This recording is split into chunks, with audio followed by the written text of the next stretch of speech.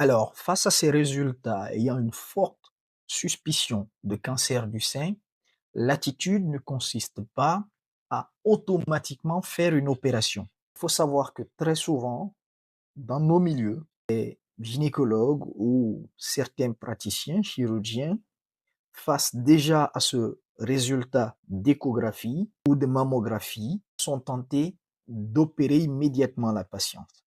À la lumière des connaissances actuelles, ce n'est pas une attitude à adopter.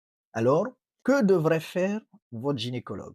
Il va devoir prélever le tissu qui est contenu dans ce nodule pour l'adresser en anatomie pathologique. Ce prélèvement peut se faire de façon guidée par l'imagerie, c'est-à-dire l'échographie ou le scanner ou l'IRM, ça dépend, afin de s'assurer de prélever bel et bien dans ce nodule. Alors, ils peuvent prélever du liquide contenu dans ce nodule avec des cellules. On parle de cytoponction. C'est un examen cytologique.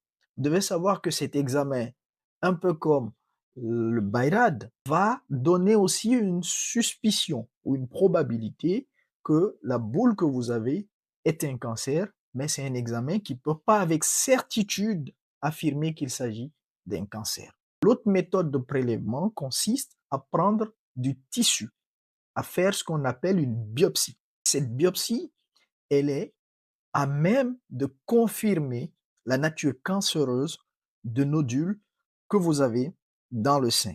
Je vais vous donner ce que l'anatomopathologiste doit donner comme renseignement au gynécologue ou à l'oncologue afin de mieux vous prendre en charge.